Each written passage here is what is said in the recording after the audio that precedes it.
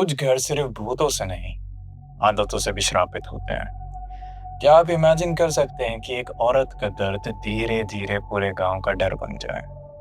आज जो कहानी मैं आपको सुनाने जा रहा हूँ वो 1908 की है। ब्रिटिश इंडिया का एक छोटा सा गांव, चंदीपुर, और वहाँ की एक हवेली जिसके बारे में लोग कहते हैं कि उसके अंदर रात को सिर्फ हवा नहीं चलती, कोई सांस लेता है। ये कोई आम भूत प्रेत की कहानी नहीं है। ये कहानी है एक ऐसी औरत की जो दिन में तो शोक मनाती थी और रात में कुछ और ही बन जाती थी। 1908 में बंगाल प्रेसिडेंसी के एक सुनसान इलाके में बसा था चंदीपुर। गांव छोटा था, लेकिन उसके बीच एक नीली पुरानी हवेली खड़ी थी। उस हवेली के चारों तरफ बेर के पेड़, टूटे हुए गेट और काली पड़ चुकी दीवारें थी। दूर से देखने पर लगता था जैसे कोई बिल्डिंग नहीं, बल्कि एक पुराना जख्म हो जो भरने के बजाय और सड़ गया हो। उस हवेली में रहती थी शांताबाई। कहते हैं उसकी शादी 16 साल की उम्र में हुई थी। उसका पति था राय बहादुर देवनारायण, जो कि उसकी दुगनी उम्र का था। पैसे बहुत थे, जमीन बहुत थी, नौकर बहुत थे, लेकिन घर में सुकून नहीं था। फिर एक दिन देवनारायण अचानक से मर गया। ऑफिशियल रिकॉर्ड में लिखा गया बुखार, गांव वालों ने कहा जहर, और कुछ लोगों ने धीरे से तीसरी बात कही कि उस रात हवेली के ऊपर वाले कमरे में किसी आदमी की चीख आई थी। देवनारायण के मरने के बाद शांताबाई ने सफेद साड़ी पहन ली, गहने उतार दिए, बाल बांध लिए, और दुनिया के सामने वो एक चुप, टूटी हुई धार्मिक विधवा बन गई। लेकिन फिर अजीब बातें शुरू हुई। रात को हवेली के पीछे वाले हिस्से में धीमी घंटी की आवाज आती, कभी किसी औरत के गाने जैसी आवाज, कभी जैसे कोई जमीन घसीट रहा हो, कभी जैसे बहुत सारे लोग एक साथ फुसफुसा रहे हों। सबसे पहले शक हुआ गांव के वैद्य हंसलाल को। उन्होंने नोटिस किया कि गांव के कुछ जवान लड़के अचानक गायब हो रहे थे। कोई खेतों से लापता हुआ, कोई मेला जाते वक्त, कोई रात को लैट्रिन करने के लिए बाहर निकला और वापस ही नहीं आया। पहले लोगों ने सोचा बाघ ले गया होगा, फिर सोचा शहर भाग गए होंगे, लेकिन फिर कुछ और मिलना शुरू हुआ। कुएं के पास मिट्टी में घसीटने के निशान, पुरानी सफेद चादर के, और एक बार एक लड़के की चप्पल जिस पर गहरा लाल दाग जम चुका था। हंसलाल ने गांव के चौकीदार फकीरा को बताया। फकीरा पहले हंस पड़ा, लेकिन जब तीसरे महीने गांव के पटवारी का बेटा भी लापता हो गया तो सबके चेहरे बदल गए। एक बात और अजीब थी, जो भी लड़का गायब होता उससे 1-2 दिन पहले उसे लोग हवेली के पास देखते, जैसे वो खुद चलकर वहां गया हो, जैसे किसी ने उसे पुकारा हो। गांव की एक बुढ़िया जामुनी ने कसम खाकर कहा था, रात के टाइम मैंने उस हवेली के छत पर शांताबाई को देखा था, सफेद साड़ी में, खुले बाल, हाथ में दिया, और उसके पीछे 3 परछाइयां। 3, लेकिन हवेली में उस रात सिर्फ एक औरत होनी चाहिए थी। सावन का महीना था जब सब कुछ फट पड़ा। गांव के लोहार का बेटा मोहन, उम्र 20 साल, शाम तक घर नहीं आया। उसकी माँ चीख चीख कर रो रही थी। बाप ने आधे गांव को इकट्ठा किया, मशाले जलाई, और पहली बार किसी ने खुलकर कहा हवेली देखनी पड़ेगी। उस रात करीब 15 आदमी हवेली तक गए। गेट आधा खुला था, हवा से चैन हिल रही थी, अंदर से धूप और गीली मिट्टी की स्मेल आ रही थी, लेकिन उसमें कुछ और भी मिला हुआ था, कुछ धातु जैसा, कुछ गरम, कुछ जो खून की याद दिलाए। जैसे ही लोग आंगन में घुसे, उन्होंने देखा पूरी हवेली में अंधेरा था, सिर्फ ऊपर के एक कमरे में रोशनी थी, पीली, हिलती हुई, जैसे दिया नहीं, कोई सांस ले रहा। 4 आदमी सीढ़ियां चढ़ गए, नीचे बाकी मशाले लेकर खड़े थे। ऊपर पहुंचकर पहला दरवाजा बंद मिला। अंदर से आवाज आ रही थी, ना कोई गाना, ना कोई मंत्र, बस एक ही लाइन, बार बार, धीरे धीरे, वापस आओ, वापस आओ, वापस आओ। जब दरवाजा तोड़ा गया तो सामने का मंजर देखकर सब जम गए। कमरे के बीच एक बड़ा सा पीतल का आईना रखा था। उसके चारों तरफ मिट्टी में गोल चक्र बना हुआ था। चक्र पर लाल निशान थे, काली राख और जल के टुकड़े पड़े हुए थे, और उस चक्र के बीच में मोहन घुटनों के बल बैठा था। उसकी आंखें खुली थी, लेकिन उनमें जान नहीं थी।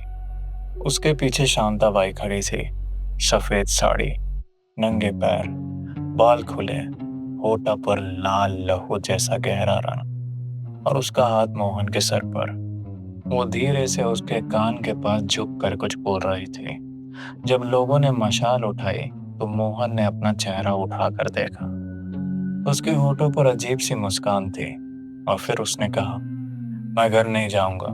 उसकी माँ मोहन करके चीखी, लेकिन मोहन की नजर सिर्फ शांताबाई पर थी, जैसे उसकी पूरी दुनिया का हर रास्ता सिर्फ शांताबाई पर खत्म होता। गांव वालों ने आगे बढ़ने की कोशिश की, तब शांताबाई सीधी खड़ी हो गई, और पहली बार उसने उन सब की तरफ देखा। कहते हैं उसकी आंखों में उस रात इंसान वाली चमक नहीं थी। वो बहुत शांत थी, बहुत सादा शांत। उसने सिर्फ इतना कहा, इसने दरवाजा खटखटाया था। उस रात मोहन को जबरदस्ती घर ले गया गया, शांताबाई को कमरे में बंद कर दिया गया, और सुबह ब्रिटिश थाने बुलाया गया।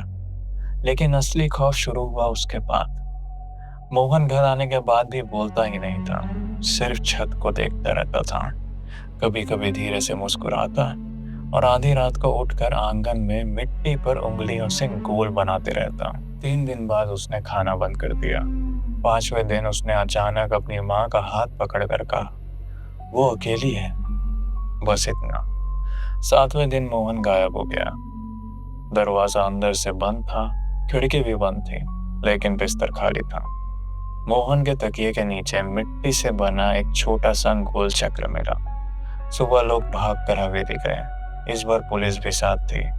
शांताबाई ने दरवाजा खुद खोला। वो बिल्कुल शांत थी, जैसे उसे पता था कि सब पहले ही आने वाले थे। ऐसे उसने ये सब पहले ही देख लिया। इंस्पेक्टर एडवर्ड कॉलिंस ने पूरी हवेली की तलाशी ली। नीचे के कमरे खाली थे, ऊपर धूल, बंद संदूक, पुरानी तस्वीरें, एक सूखा मंदिर। फिर उन्हें एक छुपा हुआ रास्ता मिला, सीढ़ियों के पीछे, लकड़ी के पैनल के अंदर, नीचे उतरता हुआ। जब पैनल खुला, ठंडी हवा का झोंका अचानक से आया, और साथ में एक ऐसी बदबू लाया जो सीधे पेट उलटते हैं। नीचे एक लंबा पत्थर का सेलर था, दीवार पर काली सूत, छत से लटकती जंजीरें, और नीचे जमीन पर घिसते हुए गोले, काफी सारे, एक के अंदर एक, जैसे सालों से कोई वही एक क्रिया बार बार करता रहा हो। सेलर के सबसे आखिरी हिस्से में एक कमरा था, और उस कमरे में जो मिला उसने सबका खून जमा दिया। 5 जवान लड़के एक लाइन में बैठे थे, सब जिंदा, सब चुप। सबके बाल काट दिए गए थे। हाथ पर एक निशान बना हुआ था, काला गोला। उन लड़कों में से एक मोहन भी था, लेकिन सबसे डरावनी बात यह नहीं थी। सबसे डरावनी बात यह थी कि उनमें से किसी ने भी भागने की कोशिश नहीं की। एक सिपाही आगे बढ़ा और बोला, तुम लोग यहाँ क्यों बैठे हो? सारे चुप थे। फिर मोहन ने धीरे से कहा, वो जब सोती है हमें देखना होता है। ये सुनते ही कमरे में सारे खड़े आदमियों के मानो जैसे पैर ही जम गए। इंस्पेक्टर कॉलिंस ने पूछा, कौन? मोहन ने सीधा जवाब दिया, मालकिन। अगर हम देखना बंद कर दें तो वो उठ जाती है। वो उठ जाती है। सोचिए, कोई आदमी डर के मारे झूठ तो बोल सकता है, लेकिन उस लाइन में झूठ की जगह ही नहीं थी। सिर्फ आदत थी, सिर्फ कंडीशन की हुई वफादारी। शांताबाई को तुरंत गिरफ्तार किया गया। इंट्रोगेशन में वो पहले तो चुप रही, और फिर जब उसे बताया गया कि सेलर मिल चुका है तो वो मुस्कुरा दी। उसने कहा, मैंने किसी को मजबूर नहीं किया, उन सब ने खुद आना चाहा। लेकिन डायरी कुछ और कहती थी। हवेली के मंदिर के नीचे से कपड़े में लपेटी एक डायरी मिली। उस डायरी में लिखा था कि देव नारायण के मरने के बाद शांताबाई को यकीन हो गया कि रात में उसका पति आईने से वापस आता है। पहले उसने उसकी आवाज सुनी, फिर उसने उसका चेहरा देखा। फिर उसने मानना शुरू किया कि अगर कुछ नए प्राण उस घर में बांध दिए जाएं, तो देव नारायण पूरी तरह लौट सकता है। डायरी में कई जगह लिखा था, एक शरीर जाता है तो दूसरा उसकी जगह लेता है। खाली शरीर को सांसों से भरना पड़ता है। जो देखते रहते हैं वही बंधते रहते हैं। हर पेज के साथ उसकी राइटिंग और टेढ़ी होती गई, और आखिरी पेजेस में बस एक नाम बार बार लिखा था, दर्पण देव, दर्पण देव, दर्पण देव। ये कोई देवता था या कोई प्रेत, या उसका बनाया हुआ पागलपन, किसी को नहीं पता। केस कोर्ट तक गया। ब्रिटिश रिकॉर्ड में इसे मास डेल्यूशनल एंड अनलॉफुल कन्फाइनमेंट लिखा गया, लेकिन गांव वाले कहते थे सच रिकॉर्ड से पड़ा था। शांताबाई को जेल भेज दिया गया, लेकिन जेल में भी अजीब से हादसे होने लगे। 2 महीने बाद एक महिला गार्ड ने कहा कि रात को शांताबाई अपने सेल के अंधेरे में किसी से बात करती थी, जैसे कोई उसके सामने बैठा हो, जैसे सेल में 2 लोग हों। 3 हफ्ते बाद वही गार्ड पागल हो गए। वो बार बार एक ही बात बोलती थी, उसने मुझे आईने में देख लिया, उसने मुझे आईने में देख लिया। उसके बाद किसी ने शांताबाई के सेल में आईना नहीं रखा। फिर एक सुबह जेल के लोगों ने उसे मरा हुआ पाया। वो जमीन पर लेटी थी, आंखें खुली थी, चेहरे पर अजीब सा सुकून, और सेल की दीवारों पर नाखून से खरेंचा हुआ एक गोला बना हुआ था, बस एक गोला। चंदीपुर की हवेली को सील कर दिया गया। साल बीत गए, पेड़ उग गए, दीवारें टूटने लगी। लोगों ने उस जगह का नाम लेना छोड़ दिया, लेकिन कहानी वहीं खत्म नहीं हुई। 1921 में एक स्कूल मास्टर ने हवेली में घुसकर पुरानी तस्वीरें निकालने की कोशिश की। वो वापस आया, लेकिन 3 दिन तक कुछ नहीं बोला। फिर उसने अपनी बीवी से कहा, ऊपर वाले कमरे में कोई सो रहा था, और उसी रात उसने खुद को आईने के सामने फांसी लगा ली। 1934 में 2 चोर हवेली में गए। एक की लाश अंदर मिली, दूसरा कभी नहीं मिला। 1962 में गवर्नमेंट सर्वे टीम आई। उन्होंने मैप बनाया, मेजरमेंट्स लिए, लेकिन रिपोर्ट के लास्ट पेज पर सिर्फ एक लाइन लिखी थी, upper chamber unsuitable for night inspection. क्यों? कोई एक्सप्लेनेशन नहीं। और फिर 1998 में गांव के पास एक लड़के ने डेयर के लिए हवेली में रात गुजारी। सुबह मिला जिंदा, लेकिन उसने बस इतना कहा, वो सो रही थी, हम 5 थे, अब 4 रह गए हैं। उसके बाद उसने कभी बात नहीं की। आज भी चंदीपुर के बुजुर्ग कहते हैं कि साल में कुछ रातें ऐसी होती हैं जब हवेली के ऊपर वाले कमरे में पीली रोशनी जलती है, खिड़की के पास एक सफेद चेहरा दिखता है, और अगर कोई बहुत देर तक उसे देख ले तो लगता है कि खिड़की के अंदर कोई और भी खड़ा हुआ है, आपको देखता हुआ। तो सवाल ये है, क्या शांताबाई सिर्फ पागल थी? क्या वो एक अकेली औरत थी जो दर्द में टूट गई थी? या फिर उसने वाकई में किसी ऐसी चीज को जगाया था जो सिर्फ देखने वालों से जिंदा रहती थी? क्या चंदीपुर की हवेली में आज भी कोई सोता है? क्या कुछ सांसें, कुछ रिचुअल्स, कुछ नजरें मौत के बाद भी रुकती नहीं? या फिर सच और भी ज्यादा डरावना, कुछ बुराइयां मरने के बाद भूत नहीं बनती, वो आदत बन जाती है, और आदत पीढ़ी दर पीढ़ी चलती रहती है।